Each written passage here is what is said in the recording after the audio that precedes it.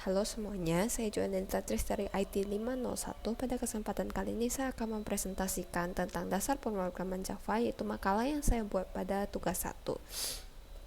Pertama-tama, kita harus mengetahui tentang apa itu Java. Java menurut definisi Sun Microsystem dalam buku Salahuddin dan Rosa, Java adalah nama sekumpulan teknologi untuk membuat dan menjalankan perangkat lunak pada komputer yang berdiri sendiri ataupun pada lingkungan jaringan. Sekilas mengenai sejarah Java, yaitu pertama kali dilahirkan dari The Green Project yang berjalan selama 18 bulan dari 1991 sampai 1992 pada musim panas, yang menghasilkan program Java Org pertama yang kemudian dikembangkan hingga menjadi Java yang saat ini kita gunakan. Kemudian ada karakteristik Java, yaitu dinamis, berorientasi project, architectural neutral, platform independent, portable, multi-threaded, yang artinya bisa melakukan berbagai jenis aktivitas sekaligus, performa tinggi, terinterpretasi dan terdistribusi, kuat, sederhana, dan juga aman. Kemudian kita masuk ke struktur program Java. Ada identifier dan keyword. Identifier biasanya digunakan untuk mengidentifikasi elemen program, dan keyword adalah kata dengan arti khusus yang tidak dapat digunakan sebagai identifier. Berikut ada tabel yang berisi keyword yang ada di Java. Kemudian ada tipe data primitif yang ada byte, short, integer, long, float, double, char, boolean beserta pengertian-pengertiannya bisa disimak dalam gambar. Kemudian di sini ada escape character mulai dari /b, /t, n dan sebagainya beserta keterangannya bisa dilihat pada gambar juga. Kemudian ada variabel yang digunakan untuk menyimpan data yang dapat diolah oleh program. Biasanya dideklarasikan dengan nama dan tipe variabelnya. Di sini ada contoh, misalnya string nama, chart tingkat dan sebagainya.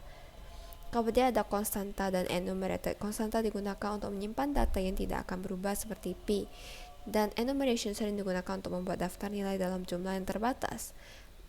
Kemudian di sini ada yang namanya operator yang sering digunakan dalam Java, mulai dari plus, minus, kali, bagi dan sebagainya bisa dibaca. Kemudian ada juga operator boolean yang biasa digunakan untuk menghasilkan nilai true or false. Di sini ada deskripsinya, bisa disimak. Lalu ada juga increment dan decrement yang biasanya digunakan untuk menambah dan mengurangi nilai pada variabel. Bisa dilihat. Kemudian di sini ada komentar huruf dan white space. Biasanya komentar ditulis setelah 2 garis miring untuk line comment dan tanda garis miring bintang untuk paragraf comment. Java menerapkan pemrograman case sensitif, jadi huruf besar huruf kecil adalah beda artinya. White space adalah karakter kosong yang bisa berupa teks, spasi atau enter. Biasanya akan diabaikan oleh compiler jika berada di luar karakter dan string. Kemudian ada alur program, bisa berubah jika ada 3 hal, yaitu pemanggilan metode, decision making, dan repetition. Nah, di sini ada pencabangan. Di sini juga ada contoh pencabangan, yaitu if, dan ada contoh lainnya bisa disimak pada makalah yang telah saya buat. Kemudian di sini ada perulangan, ada while, do, while, for, nested loop. Di sini ada contoh untuk for. Kemudian di sini ada return yang dibutuhkan untuk keluar dari method, dan return tidak selalu mengembalikan nilai. Di sini ada contoh yang dimana return mengembalikan nilai yang berupa luas. Kemudian di sini ada array. Array variabel dengan satu nama dapat digunakan untuk beberapa nilai sekaligus. Index array biasanya dimulai dari angka 0.